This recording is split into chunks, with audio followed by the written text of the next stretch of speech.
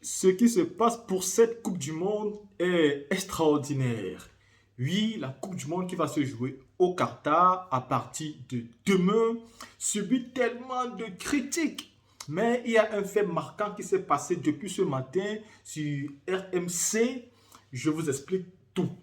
Tout d'abord, regardez cette vidéo du président de la FIFA, Gianni Infantino, qui a décidé de répondre aux Occidentaux, surtout aux Français, surtout aux journalistes français. Ceux-là même qui pensent qu'ils sont les dieux voilà, de la civilisation, ceux-là qui pensent qu'ils doivent imposer les règles à tout le monde. Monsieur Gianni Infantino a décidé de les rappeler à l'ordre, alors de rappeler tout simplement l'histoire. Et dans cette histoire-là, il a même parlé des pays africains, des Arabes et tout. Donc, écoutez ça, il vient vous expliquer à la fin. Regardez. The world is divided enough. We are organizing a World Cup. We are not organizing a war. Today I feel Qatari. Today I feel Arab. Today I feel African.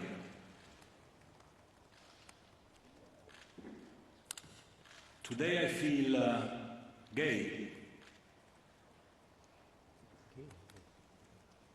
Today I feel disabled. Today I feel a migrant worker. I know what it means to be discriminated, to be bullied. I was bullied because I had red hair. What is sad is that, especially in the last weeks, we have been assisting on, in some places, a real lesson of moral, of double moral, I would say. So let's start with the migrant workers, if you allow me.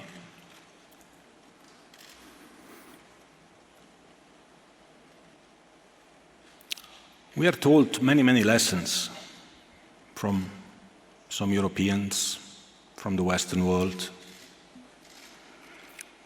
I'm European. Actually, I am European. Not just I feel European. I think for what we Europeans have been doing in the last 3,000 years around the world, we should be apologizing for the next 3,000 years before starting to give moral lessons to people. The world is divided enough. We are organizing a World Cup.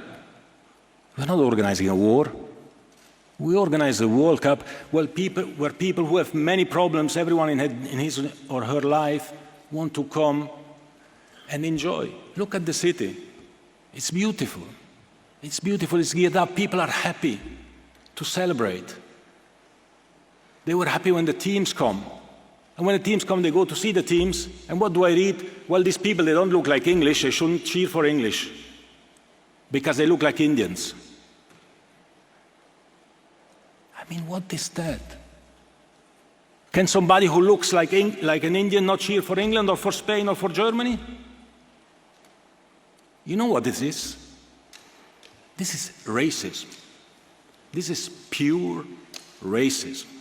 There will be, I don't know how many fan zones, 8, 10 big fan zones, over 200 places where you can buy alcohol in Qatar anyway. Over 10 fan zones where over 100,000 people can simultaneously drink alcohol. 100,000 people at any particular moment. I think personally, if for 3 hours a day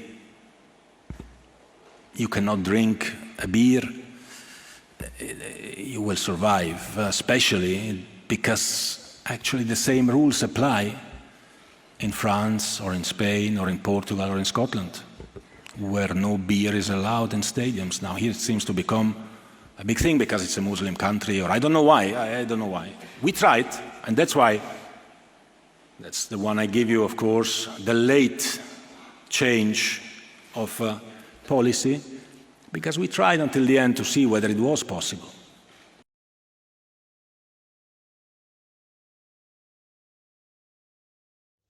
La team, quand vous regardez cette vidéo, vous comprenez très bien que Gianni Infantino était monté à bloc et il en a plus qu'assez des chaînes de télé françaises qui ne font que insister sur le fait que le Qatar devait se voir retirer la Coupe du Monde. Ils se plaignent que le Qatar refuse l'alcool à l'intérieur des stades et à côté des stades.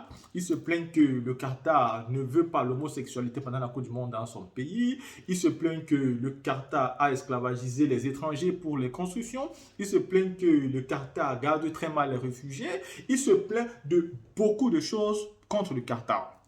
Moi, je ne dirais pas que les plaintes de l'Occident sont mauvaises ou bien ne sont pas fondées. Tout au contraire, c'est vrai, elles ont bien évidemment raison. Mais seulement, est-ce que ce sont des meilleures personnes? Est-ce qu'ils sont mieux placés pour se plaindre par rapport à ce genre de choses au Qatar, étant donné que leur histoire même démontre qu'ils ont fait subir aux étrangers la même chose. Et jusqu'à aujourd'hui, ça continue. Est-ce qu'aujourd'hui, les étrangers ne continuent pas à subir une forme d'esclavage dans les pays occidentaux? Je pense que si, ça continue. Est-ce que l'Occident n'a pas imposé sa civilisation, son règlement, sa volonté dans tout le monde entier? Si aujourd'hui les Africains sont tournés vers Jésus-Christ, que nous croyons fermement à Jésus-Christ, les qui nous ont appris ça, ce sont aussi des Occidentaux qui sont venus avec la Bible, nous ont parlé de Dieu. On a totalement abandonné nos croyances, on s'est donc lancé à croire à leur Dieu, qui aujourd'hui eux-mêmes ne croient plus du tout. Quand vous allez dans des églises, les noirs sont remplis, mais les blancs eux-mêmes n'y vont plus. Donc ils ont arrêté de croire et nous on continue de croire. Les qui passent leur temps à massacrer et à imposer leurs règles dans le monde entier au point qu'aujourd'hui la Russie est en train d'attaquer l'Ukraine tout simplement parce qu'ils ont des propos légitimes comme quoi l'Occident a déjà attaqué l'Iran, l'Occident a déjà attaqué la Libye, Muammar Kadhafi est mort, l'Occident a retiré Laurent Gbagbo au pouvoir. Donc aujourd'hui le président de la FIFA a tenu à rappeler à l'Occident que vous n'êtes pas mieux placé pour donner des critiques aux gens. Non. Moi, je suis aussi avec des Africains aujourd'hui, je me sens africain, je me sens arabe. Parce que ces personnes-là, on les a imposé des choses depuis au moins 3000 ans aujourd'hui. Et il faut aussi qu'on supporte pendant 3000 ans certaines choses sans toutefois broncher. Nous ne sommes pas les dieux de la civilisation. Nous devons aussi apprendre à respecter la civilisation des autres, à respecter la culture des autres, même si nous sommes contre. Même si je suis contre un certain nombre de choses au Qatar, même si je sais clairement qu'au Qatar, la vie n'est pas si rose que ça, mais je dois respecter ça du moment où je vais là-bas pour la Coupe du Monde. Quand vous arrivez dans chaque pays, précisément en France, il y a des règles. Et ces règles-là, vous ne pouvez pas outrepasser ces règles-là. Peu importe qui vous êtes, vous allez subir la rigueur de la loi. Aujourd'hui, à cause d'une Coupe du Monde, il faut banaliser un pays, il faut bafouer les règles, il faut bafouer les lois. Et à cause de ça, les chaînes de télévision françaises ne restent pas tranquilles une seule seconde. Elles allument à chaque seconde parce qu'il faut tout simplement que tout se fait comme les Français, eux, veulent parce qu'ils sont les maîtres de la civilisation mondiale. C'est eux qui nous montrent qu'ils connaissent la loi, mais ils ont vite fait d'oublier. On a vu les gilets jaunes aussi en France. On a vu comment ils ont été maltraités, on a battus. On a vu comment ils ont reçu des balles même, des balles réelles. Hein? Pas même des balles au caoutchouc. On a vu des balles réelles, on a vu des blessés pendant les manifestations. Donc la France n'est pas non plus un pays si libre que ça. Donc il faut arrêter de jouer les donneurs de leçons et respecter aussi la civilisation des autres, les lois des autres, comme vous aimeriez qu'on respecte les lois si on arrive chez vous. C'est aussi simple que ça. La team, après avoir écouté le président de la FIFA et mon analyse, dites-moi ce que vous pensez et on se voit pour une prochaine vidéo.